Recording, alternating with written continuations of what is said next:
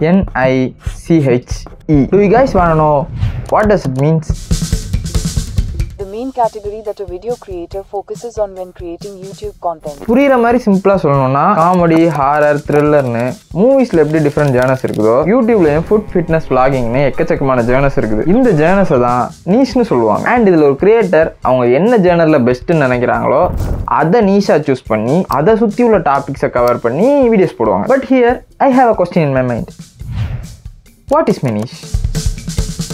என்னோட ஃப்ரெண்ட் ஒருத்தன் என்கிட்ட இந்த கேள்வியை கேட்டான், உன்னோட நீஷ் என்ன அப்படின்னு சொல்லிட்டு. I don't have a proper answer for that. இல்லடா vlogging மாதிரி, ஸ்டோரி டெல்லிங் மாதிரி, இப்படி இந்த மாதிரி அந்த மாதிரி தான் என்னால் சொல்ல முடிஞ்சதே தவிர என்னால் ப்ராப்பராக ஒரு ஆன்சர் பண்ண முடியல. ஏன்னா அது எனக்கே தெரியாது.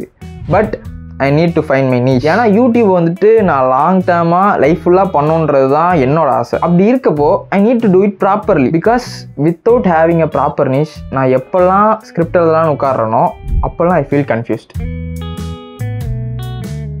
What I'm gonna make video about this time அப்படின்ற கேள்வி தான் என் மண்டைக்குள்ளே ஓடிட்டுருக்கோம். அதுக்கப்புறம் எனக்கு சில பல ஐடியாஸ்லாம் வரும். அதில் ஒன்று சூஸ் பண்ணி அதை ஃபுல் ஸ்கிரிப்டாக மாற்றிட்டு பார்க்கும்போது எனக்கு அதில் பெருசாக எந்த கனெக்ட்டுமே இருக்காது. ஏதோ ஃபோர்ஸ்ஃபுல்லாக கண்டென்ட் மேக் பண்ணணுமே எழுதின ஃபீல் வந்துடும். பட் இதுவே எனக்கு கனெக்ட் ஆகிற நீஷா ஜான்ரை கண்டுபிடிச்சி அதை சுற்றி வீடியோஸ் மேக் பண்ணும்போது it feels good. But what's that? What's the niche? யோசிச்சு பார்த்தா I like sharing my stories through my videos.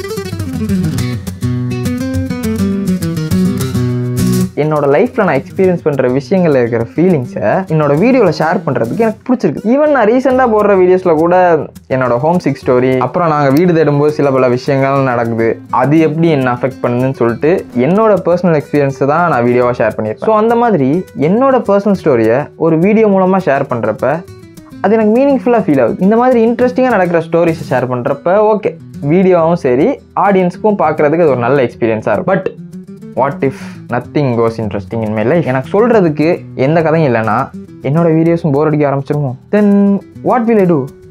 Should I need to stop creating?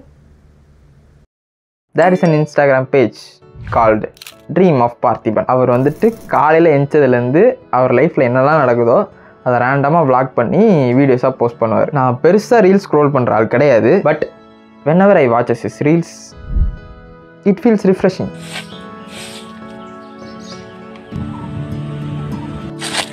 அவரோட வீடியோஸ் வந்துட்டு ரொம்ப யதார்த்தமாக இருக்கனாலே பார்க்குறதுக்கு அவ்வளோ அழகாக இருக்கும். ஸோ இதுலேருந்து என்னோட டேக்கவே ஒன்று தான். ஐம் ஜஸ்ட் அ நார்மல் கை. என்னோட லைஃப்லையும் எல்லாரும் மாதிரி நார்மலான திங்ஸ் தான் நடக்க போகுது. ஸோ அந்த விஷயங்களில் இருக்கிற யதார்த்தத்தை குறையாமல் காமிச்சாலே என்னோட வீடியோஸ் ஆட்டோமேட்டிக்காக இன்ட்ரெஸ்டிங்காகவும் பியூட்டிஃபுல்லாகவும் மாறிடும். அண்ட் அதுக்கு I have a plan. I put this thing which I'm gonna journal my daily life. எல்லா விஷயமும் இல்லை, எனக்கு பர்சனலாக கனெக்ட் ஆகிற விஷயங்களை மட்டும் நான் இதில் ஜேர்னல் பண்ணுவேன். அண்ட் அப்படி நான் ஜேர்னல் பண்ணுற விஷயங்கள்லாம் ஒன்றா சேரும்போது eventually it will becomes a good story. So when I started feeling like okay that's a good story to narrate அப்படின்ற போது அந்த ஸ்டோரியை I will turn it into a video and give it to the audience. So இந்த மாதிரி தான் இனிமேல் இந்த channel function ஆகும்.